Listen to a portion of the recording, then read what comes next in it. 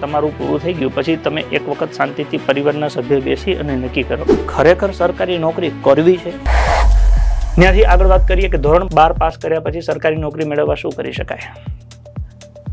જો ઘણા લોકો એવું કે અમે 12મું ધોરણ પાસ કરી લીધું, એમાં મોટાભાગના દીકરા દીકરીઓમાં દીકરીઓ થોડીક વધારે સચેત હોય છે અને માતા પિતાએ પણ અમુક ઘણા બધા સચેત હવે થવા માંડ્યા છે।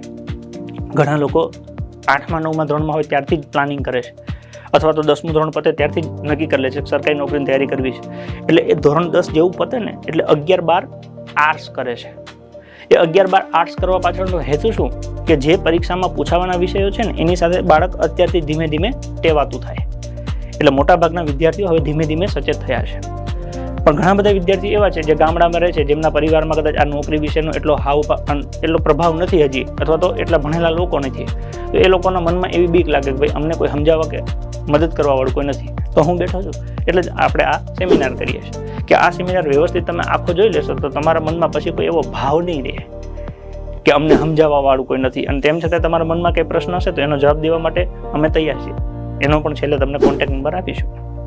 તો પ્રશ્ન એ છે કે માની લો કે શું કરવું જોઈએ, તો કે આયોજન કરવું જોઈએ।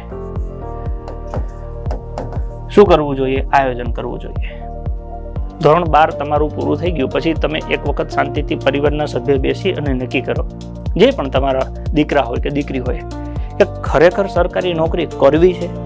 એના માટે સૌથી પહેલાં તો તમારા બાળકની ઈચ્છા હોવી જોઈએ કે સરકારી નોકરી કરવાની એની ઈચ્છા છે।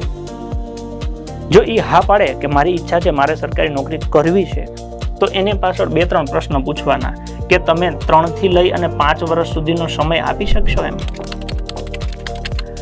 3 થી લઈ અને 5 વર્ષ સુધીનો સમય તમે આપી શકશો?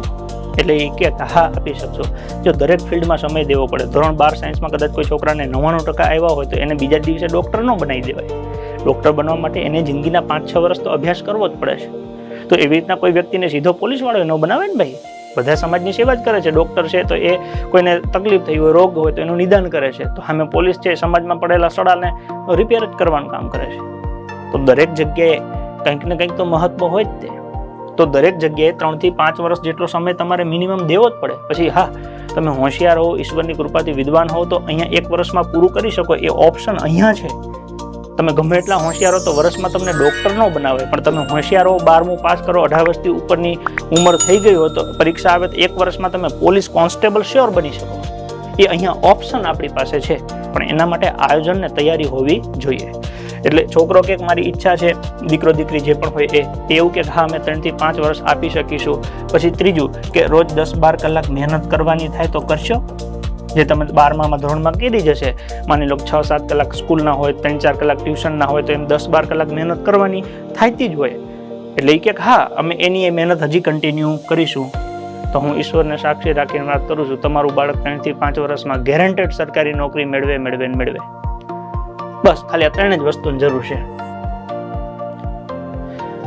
ધોરણ 12 પાસ કર્યા પછી સરકારી નોકરી મેળવવા શું કરી શકાય? એક તો બાળકની ઈચ્છા હોય, ના હોય તો જગાડી શકે, દેખાડે સમાજના, જો આ પોલીસ કોન્સ્ટેબલ છે, આ પીએસઆઈ છે, આ તલાટી છે, નાયબ મામલતદાર છે, આ કલેક્ટર છે, તું આવી જિંદગી જીવ। એટલે છોકરાના અંદરથી એવું થાય કે મારે આવી જિંદગી જીવવી છે, એટલે એને ઈચ્છા થાય કે મારે સરકારી નોકરી કરવી છે। તો બીજું કમિટમેન્ટ, ઓકે 3 થી 5 વર્ષનો સમય। અમુક નોકરી એવી છે જે 12 પાસ અને 18 વર્ષની ઉંમરે આપી શકે, અમુક એવી છે કે જે ગ્રેજ્યુએશન અને 20 વર્ષ પછી આપી શકાય। તો જે આપણા હાથમાં છે એ શું છે તો કે 12 પાસ અને 18 વર્ષની ઉપરની ઉંમર છે, એના બેઝ ઉપર જે પરીક્ષા આવે પાસ કરવા માટે તમે 1 વર્ષમાં કરી શકો છો। જો તમારી ધગશ હોય, મહેનત કરવાની તેવડ હોય તો શું કરવાનું, તો કે 10-12 કલાક મહેનત કરવાની। આવું થઈ શકે? હા થઈ શકે। 21 વર્ષની ઉંમરે ગુજરાતમાં સફીન હસન સર IPS બન્યા છે, તો તમે કોન્સ્ટેબલ આરામથી બની શકો છો। આયોજન હોવું જોઈએ। કેવું આયોજન હોવું જોઈએ અને શું કરવું જોઈએ એ હવે આપણે આગળ નક્કી ધીમે ધીમે स्टेप बाय स्टेप लेता जाइए। अच्छी लगी है तो ज़्यादा से ज़्यादा शेयर करें, लाइक करें, कमेंट करें और हमारे चैनल को सब्सक्राइब करें। Thank you.